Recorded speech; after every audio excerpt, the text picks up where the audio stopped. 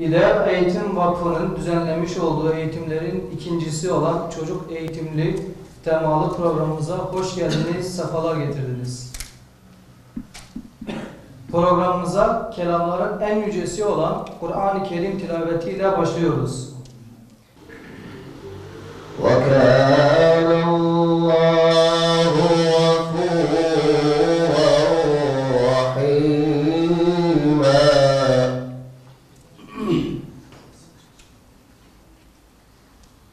وَمَنْ تَابَ وَعَمِلَ صَالِحًا فَإِنَّهُ يَتُوبُ إِلَى اللّٰهِ مَتَابًا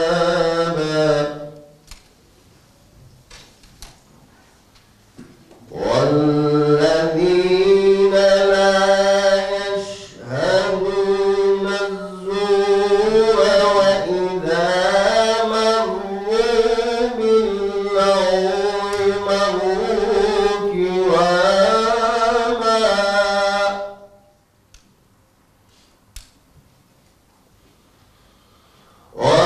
وَالَّذِينَ إِذَا ذُكِّرُوا بِآيَاتِ رَبِّهِمْ لَمْ يَخِرُّوا عَلَيْهَا صُمًّا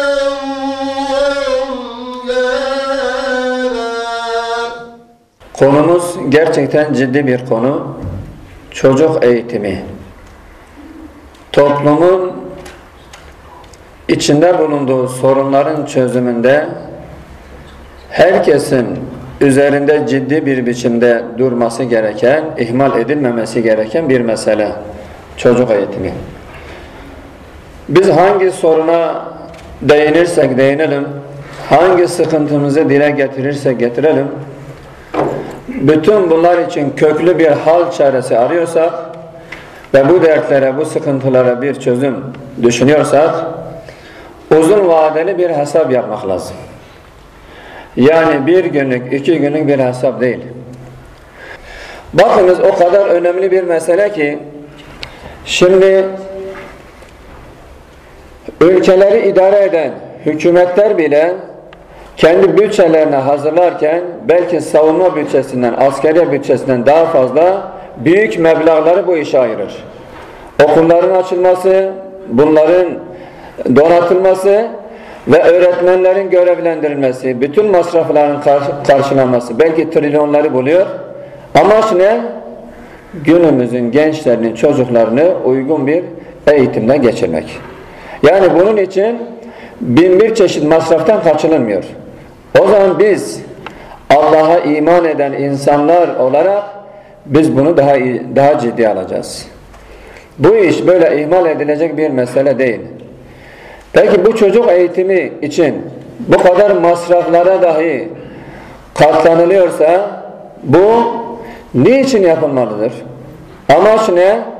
Demin bahsettiğim gibi en büyük hedef geleceğimizi güvence altına almak. Biz bu memleketi, makamları, mevkileri kime emanet edeceğiz, kime teslim edeceğiz? İşte onun plan ve programını şimdiki gençler ve çocuklar üzerinde yapmak zorundayız.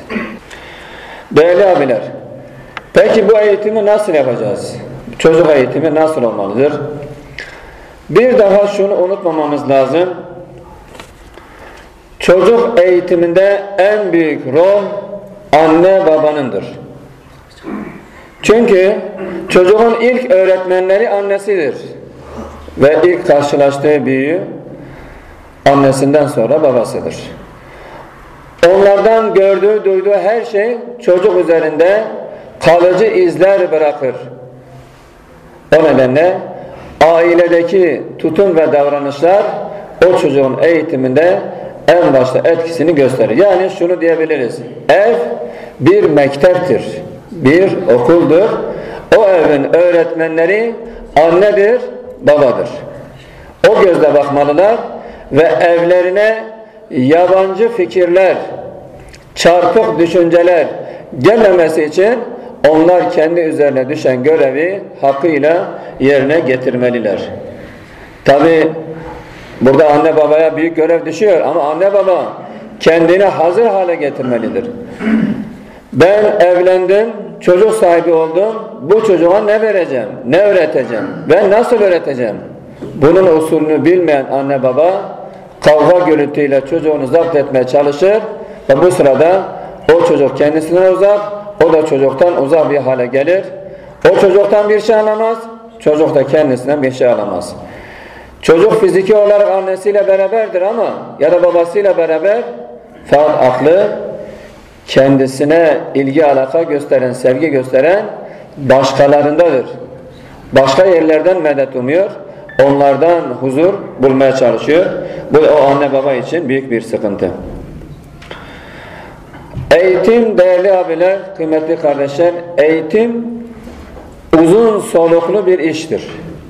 Yani birkaç günlük, birkaç haftalık bir süreç değil. Eğitim nerede başlar? Doğar doğmaz başlar. Hatta anne karnındayken başlar.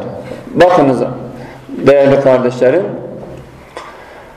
bir çocuk annesinin karnındayken annesinin stres halinde olmaması, evde gürültünün patırtının olmaması, kocasıyla tartışmamış olması, o evde her gün güzel bir Kur'an sedasının işitilmiş olması, evde bulunan insanların birbirlerine saygı ve sevgi ölçüsüne hareket etmeleri, evet bütün bu güzel davranışlar anne karnında olan o çocuğa olumlu sirayet edecektir. Değerli kardeşlerim, az önce Adnan hocamız sosyolojik çerçevede bir çocuk nasıl eğitilir boyutunu anlattı.